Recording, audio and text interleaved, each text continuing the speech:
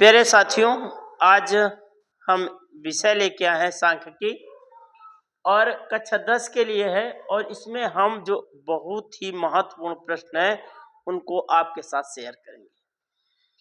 आज के सेशन में हम बात करेंगे कि जो कक्षा 10 की गणित है उसमें सांख्यिकी का अध्याय है और उस अध्याय में जो बहुत ही महत्वपूर्ण प्रश्न है उसका कुछ कॉन्सेप्ट बताएंगे और साथ साथ बहुत महत्वपूर्ण प्रश्नों पे चर्चा करेंगे।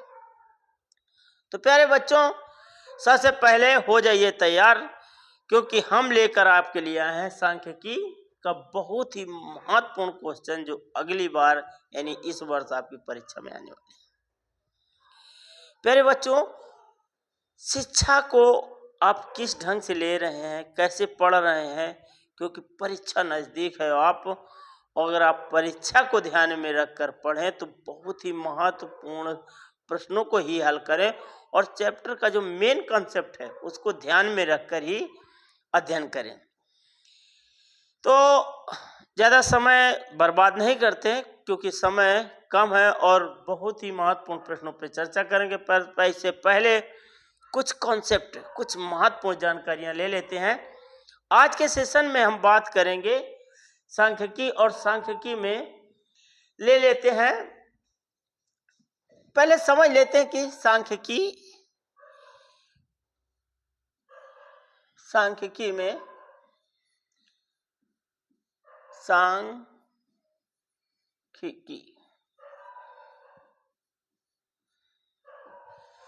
सांख्यिकी और सांख्यिकी में हम ये जानने की कोशिश करेंगे, या जो कक्षा 10 में मेन पॉइंट्स है वो 3 चीज़ों पर महत्वपूर्ण बात हो रही है। कौन कौन से हैं?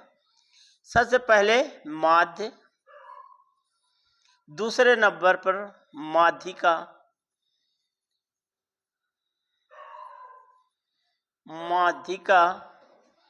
या माध्यक भी बोलते हैं, माध्यक भी कहेंगे या माध्यिका, और बहुलक। बात करें तो इन 3 भागों में हम इसको अध्ययन करेंगे। कौन कौन से? माध्य, माध्यिका और बहुलक। आज के चैप्टर में, आज सांख्यिकी में हम माध्य, माध्यिका और बहुलक में से पहले पॉइंट पे ही चर्चा करेंगे और इसके बारे में जान लेंगे। हमारे पास प्यारे बच्चों कुछ जो आंकड़े होते हैं उन्हीं से संबंधित सांख्यिकी में अध्ययन करते हैं और आंकड़ों को 2 भागों में वर्गीकृत किया जाता है, या यूं कहें कि एक वर्गीकृत आंकड़े होते हैं, वर्गीकृत, और दूसरा अवर्गीकृत।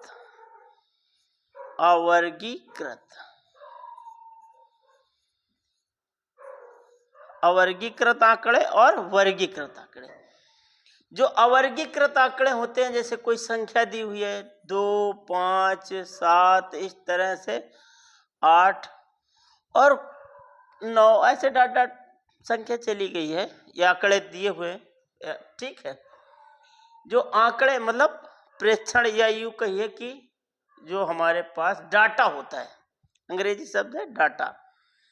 तो जो डाटा होता है 2, 3, 5 इस तरह से जो आंकड़े होते हैं जो सारणीबद्ध हों, टेबल में हो, उन्हें हम वर्गीकृत कहते हैं। जैसे इस तरह से वर्ग अंतराल, वर्ग बारंबारता, इस तरह से 2, 5 इस तरह से, या किसी सारणी में दिया हो तो वर्गीकृत, अवर्गीकृत और वर्गीकृत 2 भागों में डिवाइड किया गया।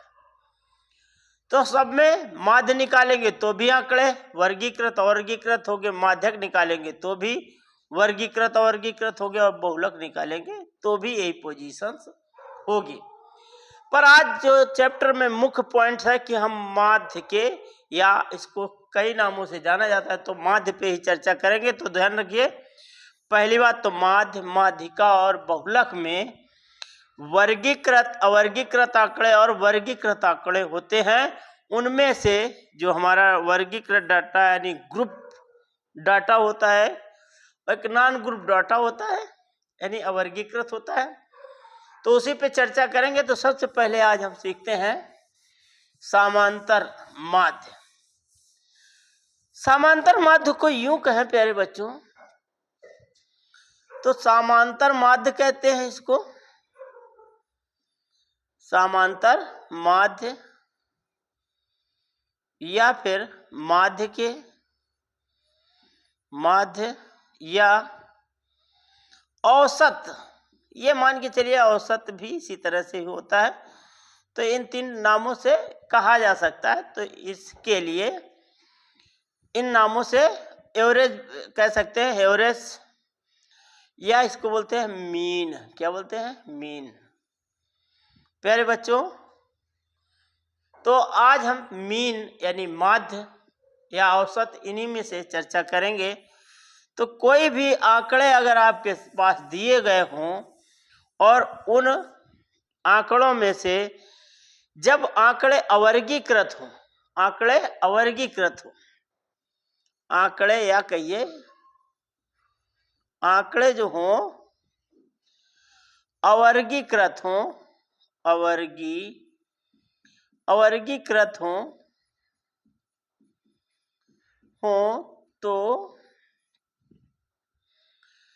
तो अवर्गीकृत हो तो आंकड़ों को कैसे हल करेंगे? मान लीजिए कि आपको माध्य निकालना है। तो सबसे पहले जो आंकड़े दिए हुए हैं, मान लीजिए कि पहला आंकड़ा है x1, x2, कामा लगाते x3 और x4 डॉट डॉट xn तक कोई आंकड़े दिए हुए हैं इस तरह से। और इन आंकड़ों में अगर हमें माध्य निकालना हो, माध्य के लिए अधिकतर x बार से प्रदर्शित करते हैं, इसको इस चिन्ह से भी प्रदर्शित करते हैं, या इस तरह से भी लिख सकते हैं माध्य को am से भी प्रदर्शित करते हैं कुछ लोग। ठीक, तो आप जिससे चाहें वैसे प्रदर्शित करें, पर हम यहाँ पे x बार से ही प्रदर्शित करेंगे। तो फार्मूला बन जाता है माध्य बराबर, या जब आंकड़े अवर्गीकृत हैं तो हो जाएगा x1 plus x2 plus x3 plus xn, और जितने भी इसमें पार्ट होंगे वो उनका योग, कुल कितनी संख्या है वो योग। ये जितने n संख्या है तो n। तो इस तरह से माध्य निकालने के लिए ऐसा कर सकते हैं, फार्मूला लिख सकते हैं, सभी आंकड़ों का योग, आंकड़ों का योग ऐसे लिख सकते हैं, माध्य बराबर sigma x upon n। x क्या है? आंकड़ों का योग या प्रेक्षणों का योग है,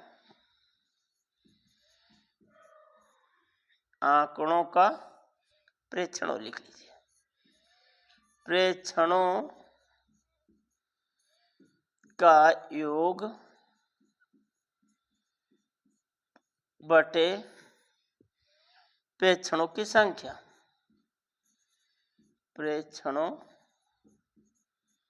की संख्या, कुल कितने प्रेक्षण हुए, कुछ कितने नंबर है। फॉर एग्जाम्पल के लिए कुछ हम आपको एक उदाहरण के तौर पे एक समझा लेते हैं, समझने की कोशिश करते हैं एक प्रश्न के माध्यम से।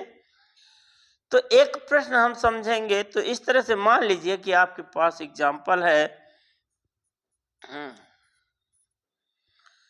एग्जाम्पल ले लेते हैं। मान लीजिए आपके पास 2, 3, 2, 5, 7 और 9, और एक आपके पास है 10। इस तरह से आंकड़े दिए हुए हैं। कहा जाए कि इन संख्याओं का समांतर माध्य या माध्य ज्ञात कीजिए, समांतर माध्य या माध्य ज्ञात कीजिए। तो कैसे निकालेंगे? इसके लिए इस फार्मूले का यूज करेंगे। क्या लिखेंगे? माध्य बराबर सिग्मा x अपॉन n, अर्थात इन संख्याओं का योग। तो संख्याओं का योग निकालने के लिए हम क्या करेंगे, देख लीजिए, आगे देखते हैं।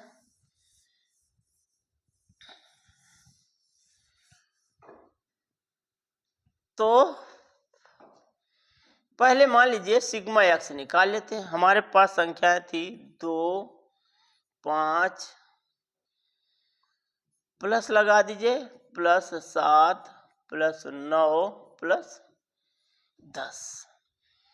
n बराबर कुल संख्याओं का योग कितना हो जाएगा, 7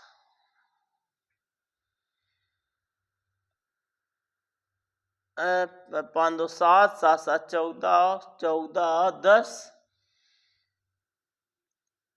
14 10 24 7 7 14 10 24 और 5 हो गए 24 23 33 33 योग हो गया इनका 33। तो यूं कहिए कि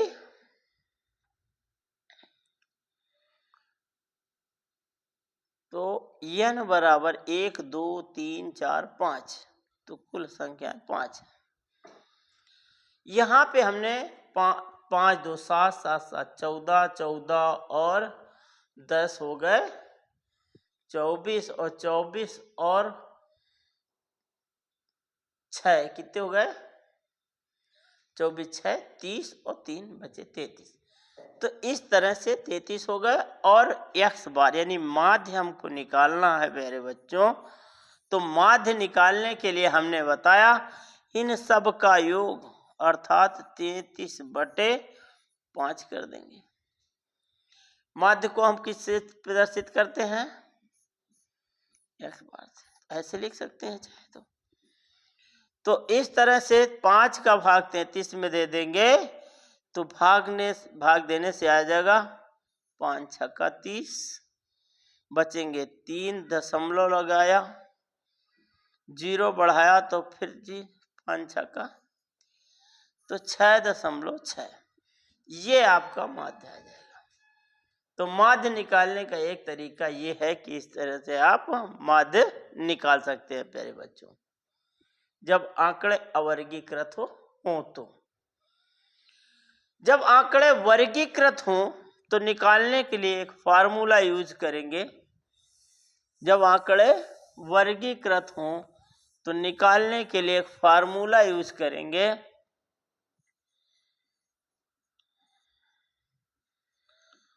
आंकड़े वर्गीकृत हों तो कैसे निकालेंगे। जब आंकड़े वर्गीकृत हों तो प्यारे बच्चों कैसे हल करेंगे ये समझ लीजिए। सबसे पहली बात तो एक टेबल बन के आ जाएगी जिसमें लिखा होगा वर्ग अंतराल फिर दूसरे में लिखा होगा बारंबारता।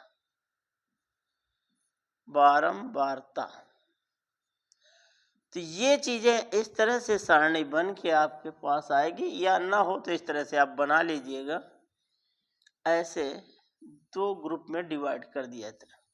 तो ये ग्रुप डाटा होगा, वर्गीकृत आंकड़े होंगे यानी एक ग्रुप बना होगा और यहाँ पे संख्याएं दी जाएंगी कुछ इस तरह से। इस वर्ग अंतराल के बाद इसमें जो माध्य निकालेंगे, मध्यमान निकालेंगे। इस सवाल को हल करने के लिए ये बारंबारता है। मान लीजिए 0 से 10, 10 से 20, 20 से 30 और 30 से 40 ऐसे दिया होगा। फिर यहां पे दिया होगा 3, 2, 4 और 1 ऐसा कुछ दिया हो सकता है। तो इस प्रश्न को हल करने के लिए सबसे पहले आप इस तरह की सारणी बनाइएगा, ऐसे।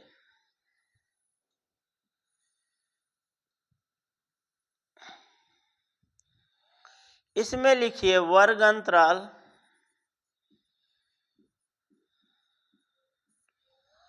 इसमें लिखिए मध्यमान, जिसको x से डिनोटेड करेंगे, x लिखेंगे इसको, और यहां लिख दीजिए बारंबारता, बारंबारता, और इसको f से डिनोटेड कर दीजिए, और यहां पे f इंटू x कर दीजिए। तो इस तरह से 0 से 10, 10 से 20, 20 से 30, 30 से 40, ऐसे लिखते हुए चलेंगे।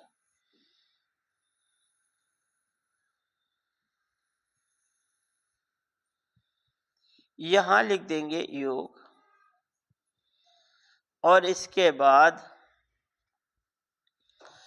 इसका मध्यमान कैसे निकालते हैं? इन दो संख्याओं को, इसको बोलते हैं निम्न सीमा और इसको बोलते हैं उच्च सीमा। 0 और 10 के बीच में 0 निम्न सीमा है और उच्च सीमा 10 है। यहाँ 10 निम्न सीमा, 20 उच्च सीमा।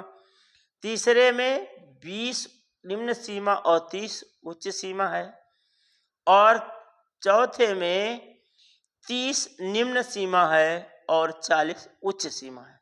तो इस वर्ग की प्रथम वर्ग, दूसरा वर्ग, तीसरा वर्ग, चौथा वर्ग, ठीक है, इस तरह से दिया।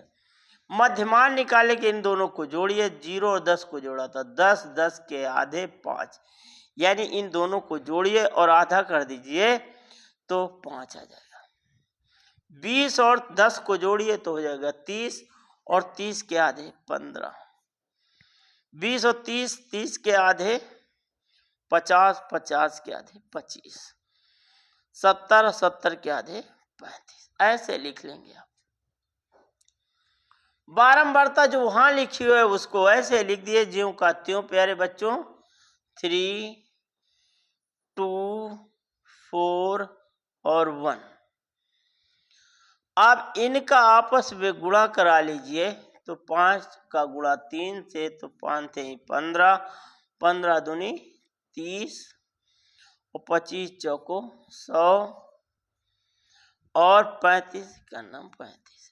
इस तरह से प्यारे बच्चों कीजिए, और यहां पे लिख दीजिए n बराबर 3, 2, 5 और 5, 5, 10 आ जाएगा, क्योंकि बारंबारताओं का योग जो फ्रीक्वेंसी है, यानी बारंबारता उनका योग 3, 2, 5 और 4, 1, 5, 5, 5, 10 हो जाते हैं।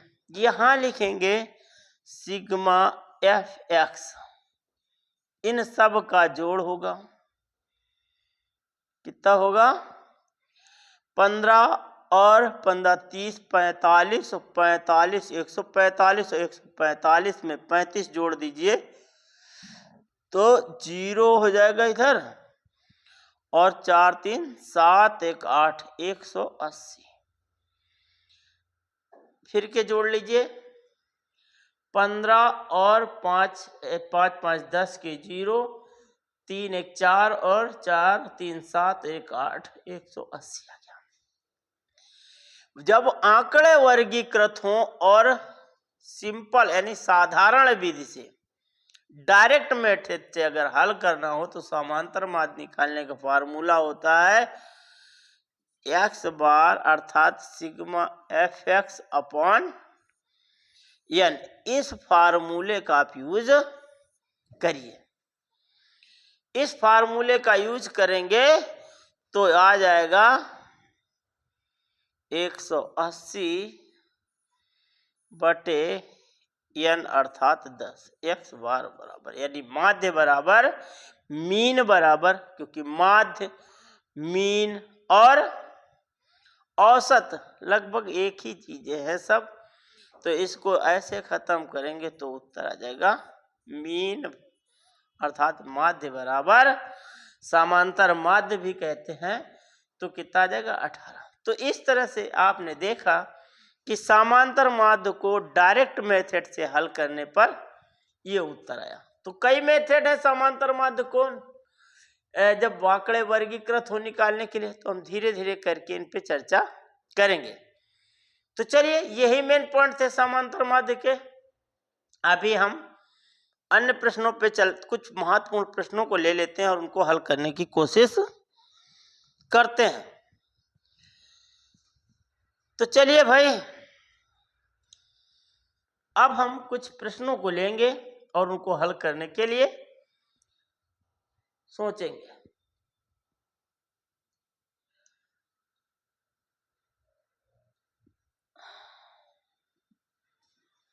पहला प्रश्न इस तरह से लिखा हुआ है, इत्ते का समांतर माध्य इतना है तो x का मान ज्ञात कीजिए। बहुत ही मोस्ट इंपॉर्टेंट क्वेश्चन है, कई बार परीक्षा में पूछा गया है, निश्चित है इस बार भी आपकी परीक्षा में आने की पूरी संभावना है। कैसे हल करेंगे? जिस बच्चे को ना आ रहा हो बिल्कुल ध्यान से समझिए, समझ में पूरा आएगा आपको, किसी तरह घबराने की कोई बात नहीं है। तो यहां पे दिया क्या गया है, कुछ संख्याएं दी गई हैं। इनको हल करने के लिए हम करेंगे क्या, सबसे पहले 27, 23, x माइनस 4, x प्लस 4, 15 और 3 और 7 का समांतर माध्य दिया हुआ है कितना, 15। प्यारे बच्चों, समांतर माध्य यहाँ पे दिया हुआ है 15, तो x का मान ज्ञात कीजिए। अभी हमने आपको फार्मूला बताया सिग्मा x अपॉन n, क्योंकि इन सभी का योग और जितनी संख्या है उस फार्मूले से हम समांतर माध्य या माध्य ज्ञात कर सकते हैं। तो देखिए, सबसे पहले यहां पे हम ज्ञात करेंगे सिग्मा x। सिग्मा x मतलब इन सभी संख्याओं का योग। तो 27 प्लस 23 प्लस x माइनस 4 और x प्लस 4 और प्लस 15 यानी 15 प्लस 3 प्लस 7, कुल इतनी संख्याएं दी है। इनका योग निकाल लेंगे। योग निकालेंगे तो कितना हो जाएगा, पहले 27 और 23 इधर से जोड़ते हैं, 7 3 10 और 10 और 15 हो गए 25 और 25, ये प्लस और ये माइनस है, इन दोनों को यहाँ पे आप खत्म कर सकते हैं, जोड़ना और घटाना बराबर। तो 25 और 25 उधर हो गए और 25 इसको भी आप 25 ही पा लीजिए, क्योंकि इसमें अगर 2 और जोड़ दें तो हो जाएगा 25, यहाँ 2 कम तो 25 25 50, तो ये हो गए और 75। तो x जोड़ने से हो गया 2x प्लस x जोड़ा 2x हो गए और 25 25 यानी 50, तो यही हो गया और 25 वो हो गए 75। तो इस तरह से ये हो गया 2x प्लस 75। n बराबर कितना हुआ प्यारे बच्चों, संख्याएं काउंट कर लीजिए, 1 2 3 4 5 6 7, कुल संख्याएं 7 हैं। 1 2 3 4 5 6 7, n का मान 7। समांतर माध्य या ये बराबर कितना दिया हुआ है, समांतर माध्य बराबर 15। अब फार्मूला यूज कर लीजिए। हमने बताया समांतर माध्य अर्थात एक्स बार बराबर सिग्मा एक्स अपॉन एन, अर्थात इस तरह से लिख सकते हैं हम 15 बराबर सिग्मा एक्स की जगह पे 2x प्लस 75 अपॉन n की जगह पे 7। इसको अगर हम हल करेंगे तो 15 का गुणा 7 से 15, 15 नवैया 15 15 45, 15 चौको 60,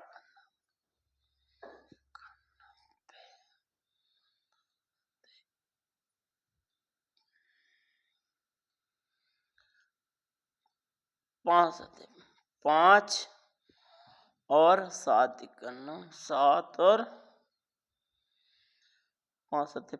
7 और 3, 7 3 10, 105। 15 का गुणा 7 से करा तो 105 हो जाएगा और इधर हो जाएगा 2x प्लस 75। 105 में 75 कम कर देंगे प्यारे बच्चों, तो ये हो जाएगा आपका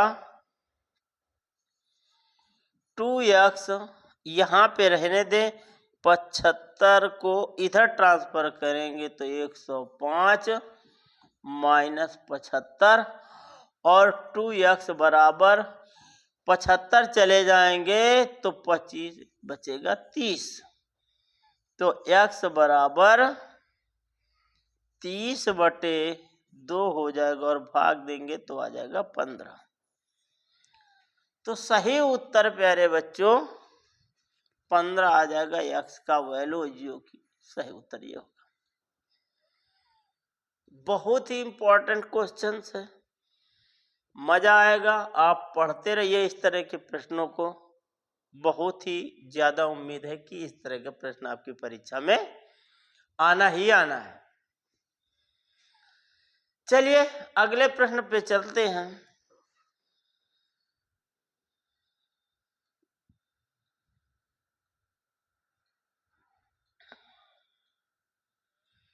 अभी इस तरह का प्रश्न हमने एक हल करके दिखाया है। समांतर माध्य ज्ञात कीजिए। तो इस तरह के प्रश्नों को हल करने के लिए इस तरह से एक सारणी बना लीजिए।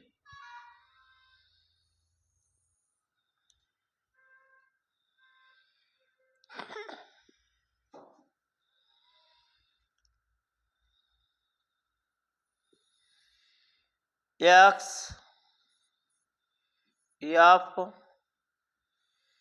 और f इंटू एक्स, बस सिंपल सा, बस 3 पॉइंट्स x f और f इंटू एक्स।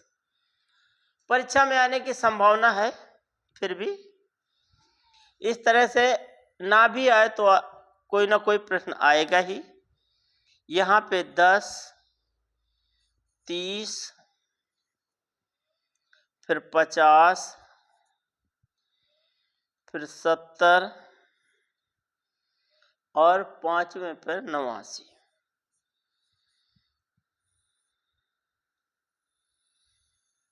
ऐसे लिख लीजिए।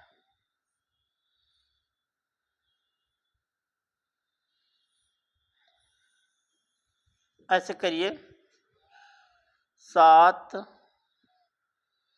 8, 10,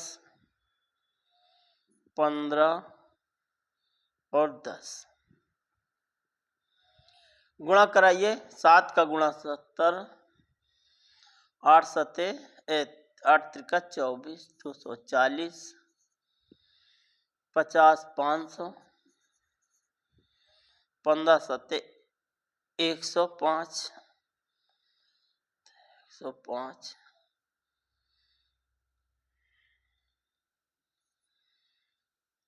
5 0 800, ऊपर नीचे हो गया 890। ऐसे ऐसे होना चाहिए था।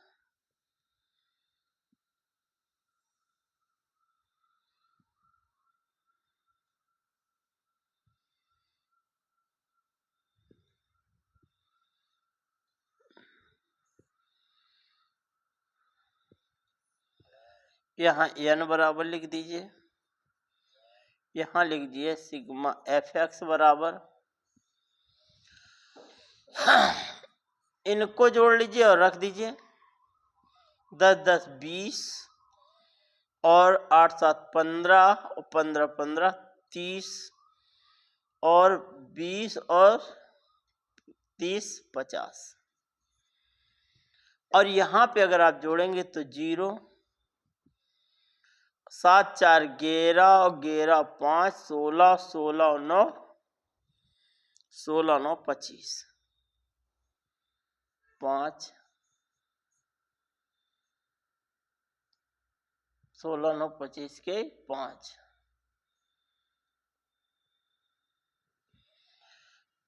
कैरी फॉरवर्ड टू, अब 2 2 4 4 5 9 5 4 5 9 9 और 8 9 और 8 होते हैं आपके 17, 7 कैरी फॉरवर्ड 1 और 1 2, 2750। तो इस तरह से इस प्रश्न को लगाने के लिए बस सीधा सा फंडा था, क्या? समांतर माध्य, समांतर माध्य, माध्य या लिख सकते हो एक्स बार बराबर sigma f x upon n, अर्थात इसको लिख सकते थे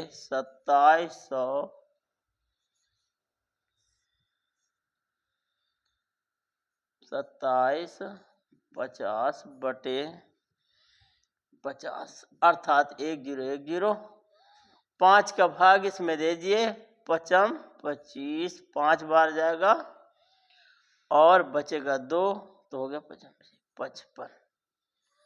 तो सही उत्तर 55 आ जाएगा इस प्रश्न का उत्तर।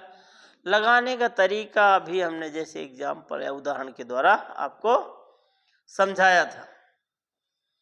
तो इस तरह से समांतर माध्य आप डायरेक्ट मेथड से ज्ञात कर सकते हैं। कुछ प्रश्नों को और लेते हैं।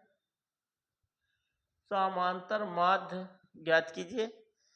चलिए अभी लॉन्ग क्वेश्चन नहीं लेते, कुछ शॉर्ट क्वेश्चन ले लेते हैं। इस प्रश्न को यदि के बहुत महत्वपूर्ण 23 में आया है प्रश्न, लिखा हुआ है यदि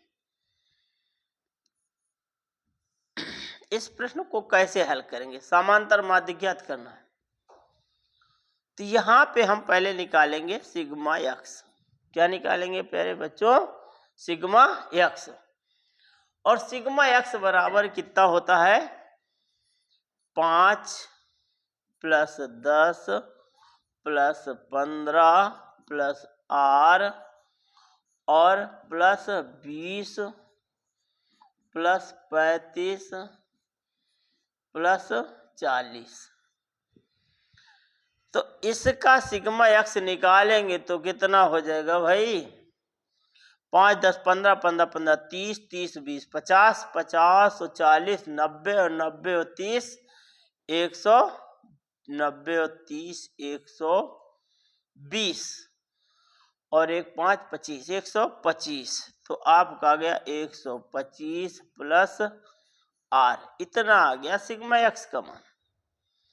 अब n कितना आएगा? तो n का मान निकाल लीजिए, गिन लीजिए 1 2 1 2 3 4 5 6 7, कुल संख्याएं हैं 7, तो n बराबर 7।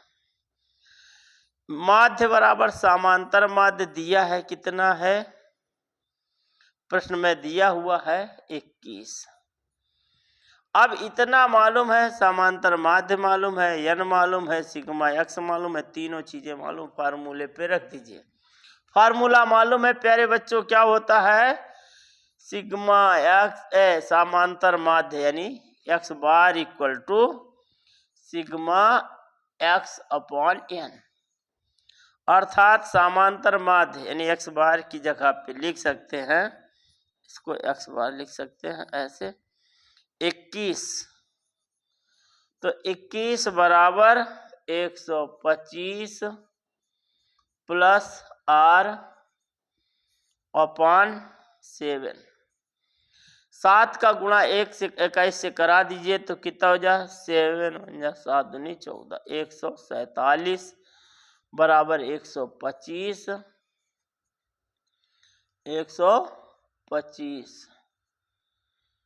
तो हो जाएगा 125 प्लस R। अब R का मान निकालना है प्यारे बच्चों, तो क्या करेंगे हम? R का मान निकालने के लिए हम इसको ऐसे लिख सकते हैं, R इक्वल टू 147 में 125 कम कर दीजिए, 125 कम करिए तो बचेगा R बराबर 7 में 5 गए 2 और 4 में 2 गए 2 और 1 में गया तो R का मान 22 आ जाएगा। तो सही उत्तर ये होगा प्यारे बच्चों। आशा है आपकी समझ में आया होगा। इस तरह से प्रश्नों को हल करना है। और देख लेते हैं एक आध प्रश्न। प्रश्न ये दिया हुआ है, 19 में आया है, 22 में आया है, 23 में आया है। बहुत ही महत्वपूर्ण प्रश्न है। 10 व्यक्तियों का भार का समांतर माध्य 45.6 किलोग्राम है। इनके भारों का योगफल ज्ञात कीजिए। योगफल मतलब सिग्मा एक्स। ज्ञात क्या करना? योग, भारों का योगफल का योग, ये ज्ञात करना है हमको। दिया कितना हुआ है? n 10 व्यक्ति हैं, n बराबर 10। समांतर माध्य दिया है x बार। क्या है? समांतर माध्य। समांतर माध्य दिया कितना है? बराबर 45.6, 45.6। फार्मूला मालूम है आपको, क्या होता है? समांतर माध्य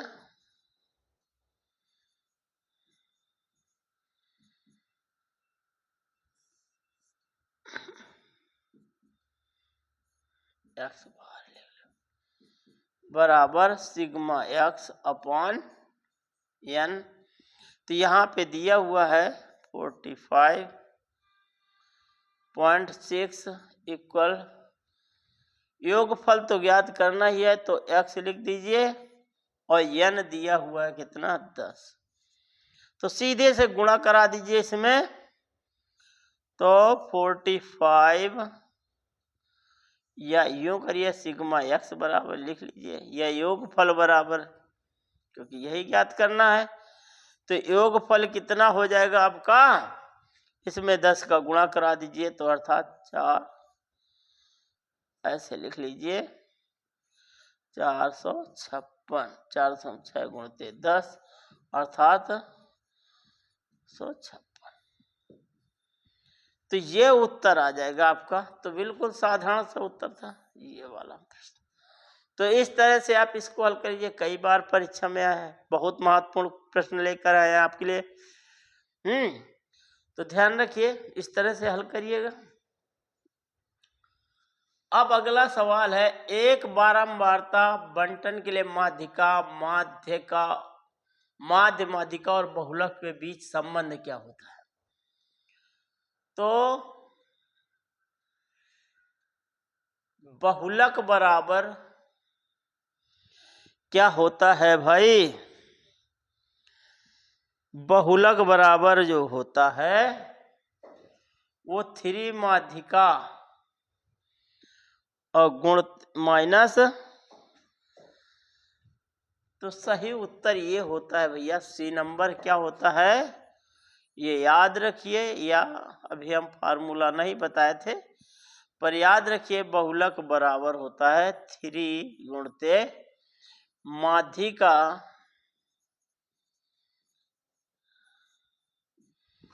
माइनस दो समांतर माध्य, समांतर माध्य, ये समांतर माध्य या माध्य कह सकते हैं इसको। तो ये वाला फार्मूला आप यूज कर सकते हैं।